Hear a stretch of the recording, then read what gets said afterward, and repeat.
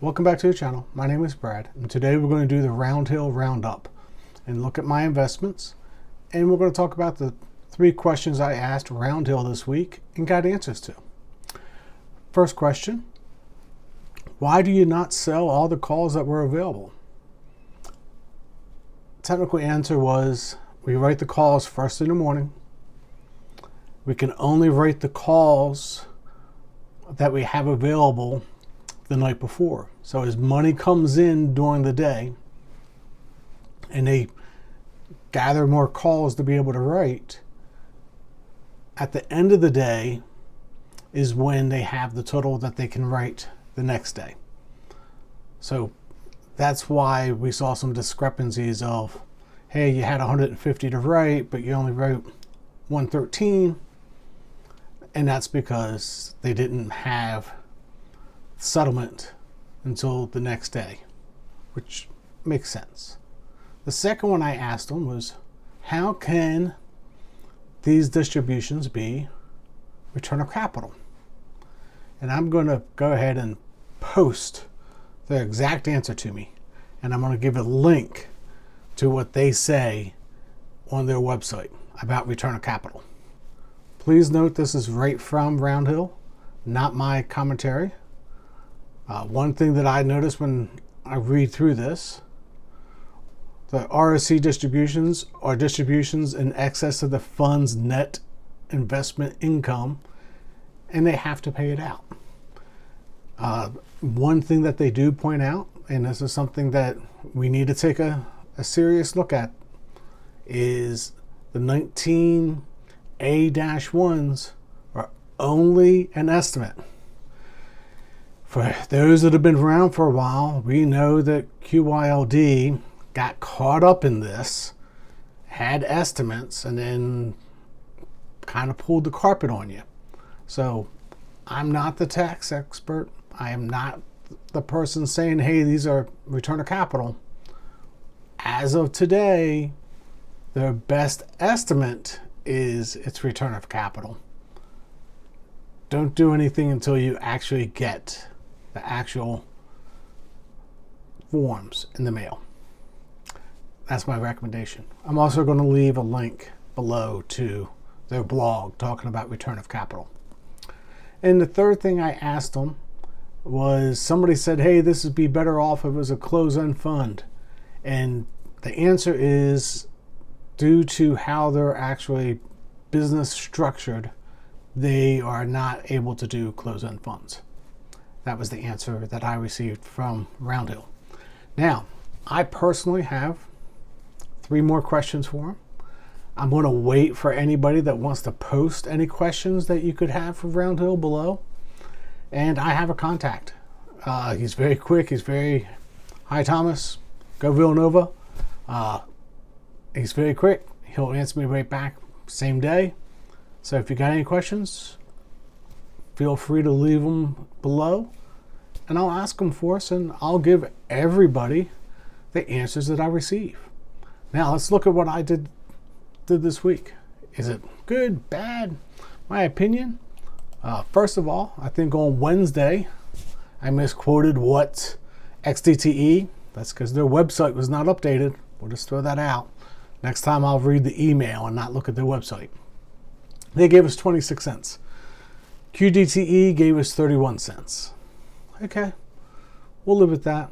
My weekly total is $536. Right?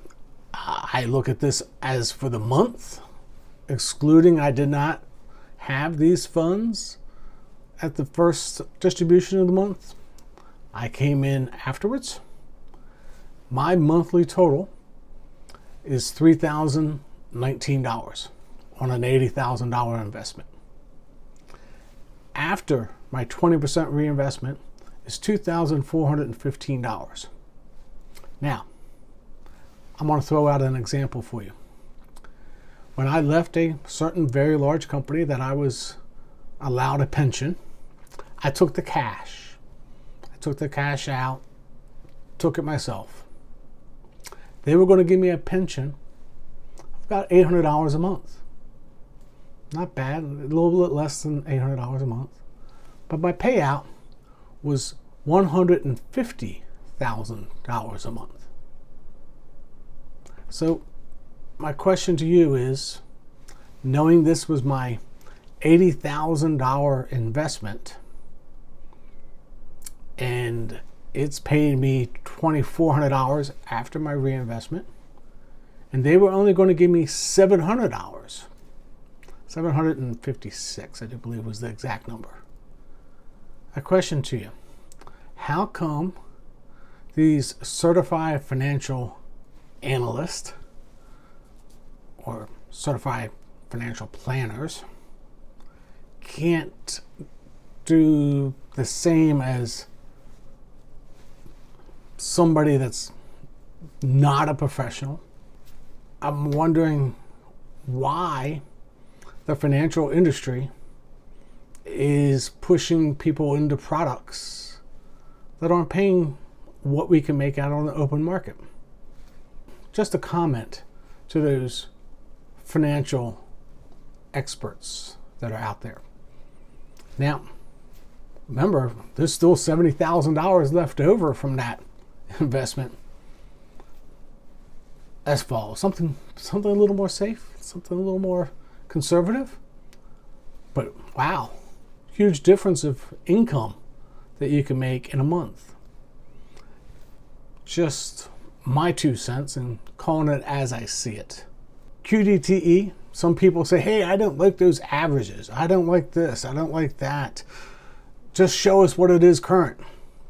Well, wow, averages and current kind of overlaying themselves right now. Stick with the averages, everybody. They're going to pan out over time.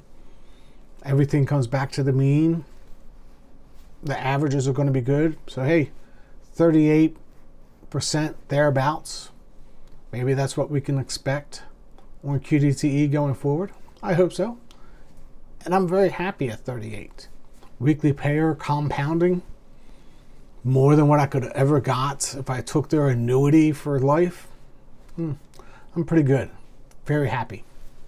If I look at XDTE, hey, the numbers are a little bit more down, but I'm playing both sides of the fence here. I think XDTE is maybe a little more conservative because the volatility of the exchange isn't as high. When they come out with RDTE, that volatility is going to be possibly even higher. We know it's going to be higher.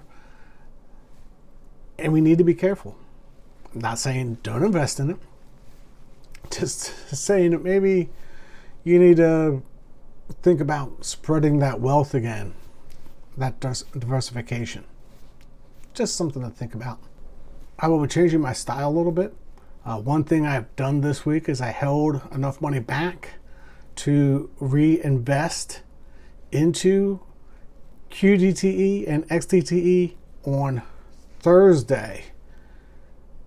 That way I know what my dividends are going to be on Wednesday. I'm going to reinvest on Thursday to catch that dip, because apparently I've been getting caught out a little bit here recently with it dipping on Thursday but recovering on Friday before I can buy because of that gap up.